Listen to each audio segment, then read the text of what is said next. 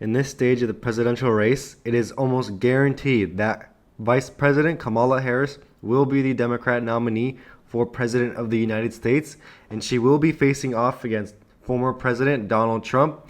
And it is important to look at an updated map of this election, combining a lot of these new polls that we have been receiving, as well as some approvals of Kamala Harris.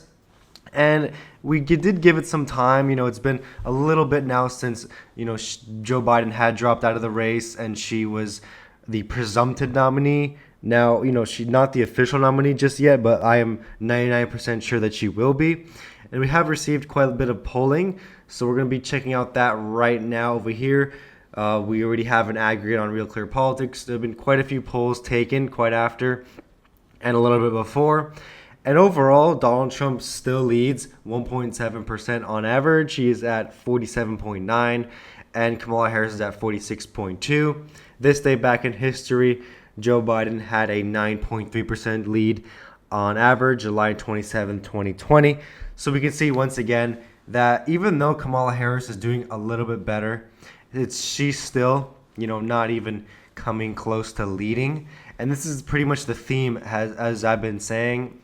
I do not think that Kamala Harris is a better candidate at all than Joe Biden. It's just that Joe Biden was falling apart, and we can see here, especially at the end, he's just been completely falling apart, and his totals have been going to, to the lowest points ever, basically. And, this is because of, what's been going on against him and the news against him. Even the media has been against him, and the debate performance, and all those combined lead to such a horrible outlook for him. And we can see here Donald Trump's totals, once again, 47.9, 44.8. Donald Trump has not really lost any support at all. 47.9. It's the exact same amount. It's just that Kamala Harris has been gaining back some of that support that has been going in the third parties. We can actually check the third party races. We want to check over here. It will be the five-way race with Biden. Trump led 4.2%. Kennedy at 8.7. We're at 43.4. And we have here 39.2. If we want to go to the five-way race with Kamala Harris, we can see what happened here is Kennedy has decreased his vote share by a lot. And these two candidates, more or less Harris, have been gaining because of that. And that's, once again, because a lot of Democrats not willing to vote for Joe Biden now are more okay voting for Kamala Harris. And I think that's going to be the theme of this. I think that Kennedy will decrease his support because of this. But it's not going to be enough. Once again, Kamala Harris is not, it's not like she's a very popular candidate where she's going to make such an impact. And I think Donald Trump is vastly favored right now. And we can get into some of these statewide polls in a little bit, but I just wanted to show you that, she is not favored, and she is not even favorable in this country. Her approval rating is 38.2%. She's minus 14. And Trump hasn't even attacked her yet. She hasn't even been attacked. Nobody's attacking her. So once this gets started and she gets her name out there more, we can definitely see her being attacked more by the Trump campaign. I'm not going to say that the media is going to attack her, because I think that's who they want. They all this time they wanted Joe Biden to drop out and Kamala Harris to be coming in. But we can see here she has a 38% approval rating. And there have been a few polls released post and horrible, most of them. This one is minus 18. So for people who's saying that Kamala Harris is popular in some sort of way, this right here just disproves it to begin with. And it's been like this since the beginning of the presidency, where just like Joe Biden, she had been viewed favorable, and ever since she's just been unfavorably viewed quite considerably, and more than Donald Trump, to say the least. Donald Trump over here, his favorable views are at actually an all-time high. He's only at minus 9.5 now. His favorable rating is 43%, which is a little bit higher than this 38% for Kamala Harris. And the reason why, I'd say that, her approval rating is going to continue to be bad is because she is Biden's VP, so she is connected to all these horrible issues that people, have been saying have been going on. Number one, I'd say the border. I mean, we can even find the specific data that shows that she is responsible for it. Biden had put her in charge of the border and all that. So that's going to be something that she's going to have to defend. And she can't, because it's a losing issue for her. I mean, foreign policy is a losing issue for her as well. Everything that Joe Biden has done, she's connected to. And we can say that since Joe Biden has been so senile the past, whole presidency, to be honest, who's been doing a lot of that work? Maybe she has. Who can we blame for all that? Since Joe Biden has not been the best cognitively, we can turn to Kamala Harris, since the next person in line, and just say to her, what have you done? And we're gonna get a debate, and I know we are. Both candidates definitely want it, and we're waiting for Kamala Harris to pick her VP. They're saying that she's gonna pick it probably in the next week or two. And that's what we should expect. And I expect her to pick some white guy from the Midwest or something like that. That's what I expect. Something, because she knows she's not good for the Midwest, and so we expect her to pick someone from there. And let's get into some specific polling. In Arizona, first of all, Trump leads by 6.4%, and that's this similar margin to Biden, and he is closing in on 50% here. He is at 50% of the vote in the polls, and when someone's at 50%, it means they're probably not going to lose the state, since she's all the way down at 43. In Nevada, there hasn't been much released, but in this one released quite recently, he's up by 10, and I don't expect that to hold, to be honest. I expect it to narrow a lot. And Wisconsin, a state where Joe Biden was supposed to win by 6, 7, 8. Same with Clinton. We see here that Trump still leads. He's up at 48.5%. So both these candidates have been increasing their margins. Trump and Biden had been a lot lower in terms of their margins, the mid-low 40s. But with these two candidates coming now, it seems like they've both been consolidating their own undecideds to come back to them. And Michigan, similar story. Trump leads by a point. And we do need more polling to really know this. But the biggest surprise here is, Pennsylvania, where he leads by 3. And that's not much down from Joe Biden's loss here. He's at 48.3%, which is pretty good. North Carolina also, I don't expect this state to be too close. No polls released. The last one, which is so long ago, it's not even reliable. Can't really use it at this point.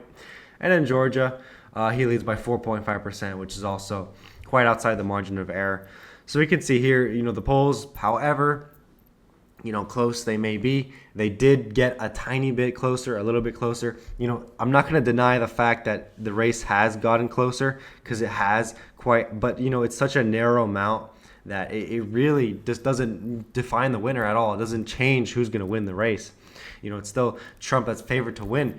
But going through this map, putting it in the visual context, we can see, I think states that are 12 and up stay relatively similar. We're going to have all these states over here 12 and up. I still think New Jersey is going to be under 12 percentage points.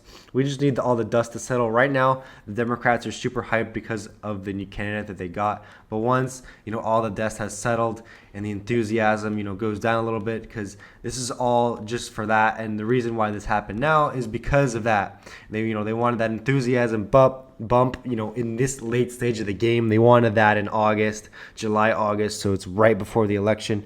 It all makes sense. It's pretty straightforward what's going on right now. These are the safe states as usual, 149 to 181.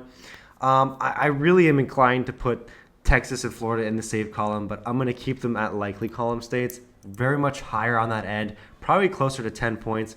Florida's a state that she's probably going to do worse than Biden, even at this stage, even with Biden doing so bad in the polls nowadays. It's same thing with Texas, but I think Florida especially, it's going to go down pretty badly. Iowa and Ohio are going to be safer. There's some states that I expect her to just do worse in, and Iowa, Ohio, Texas, and Florida are just some of them. I expect her to perform a little bit better in states with higher minority populations down here, but not that well. I think Trump's going to perform very well in there. I do expect her to pick off Colorado by a likely margin at this point. I expect her to pick off New Mexico and Virginia by lean margins, as well as the state of Maine by a lean margin. And this is just according to the polls we have received. We didn't get much new out of Virginia and New Mexico at all. We got some new polls from New Hampshire and Maine. There's one pretty good poll out of New Hampshire that has Harris up by 6, and I think that is one sign that's not good for Trump.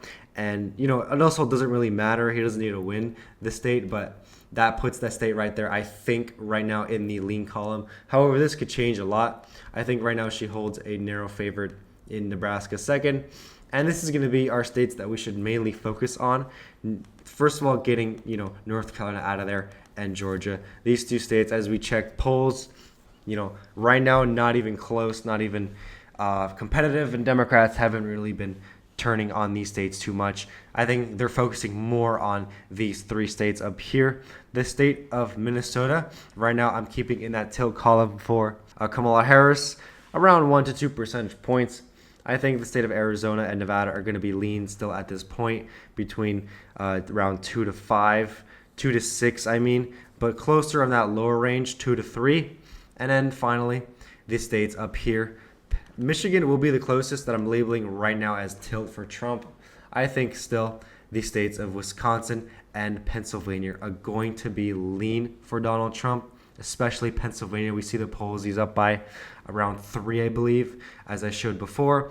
And that right there is not good at all for Kamala Harris. As I've described in previous videos, if Trump just wins Pennsylvania and Georgia and North Carolina, he wins the election, just like that. So that's why I think right now we see him campaigning a lot more around this part of the country. He doesn't even need to visit out here if he can just win states around here.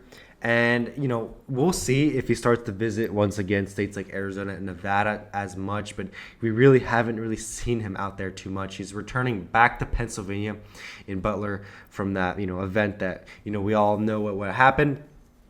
He's returning back there. He's going to do indoor rallies now from now on because, it just makes sense. And, this is going to be the final map for now, 312, 226. And I need to feel like these maps are going to be continuing to change. This election cycle has been crazy, to say the least. We've had so many twists and turns, so none of these maps are ever final, and I always update them constantly for you guys. And right now, this is where it's looking, 312, 226. And, this is the original map that I've had before Biden fell apart. So it's going back to what I would say my prediction was maybe a month or two ago, before Biden really started falling apart and cracking in states like Minnesota and Virginia and New Mexico and Maine and New Hampshire. And right now it's going back to what I believe is the more likely scenario, where we have that 312 ceiling for Donald Trump. However, it's not entirely impossible for him to flip a state like Minnesota or New Hampshire. I think Virginia is it's kind of hard. I don't think it's really on the board. However, it's possible. Maine, I don't think so. And New Mexico, that's really, really a far stretch. But that's going to be it for today's video. Thank you guys so much for watching. Please like and subscribe and comment on today's video.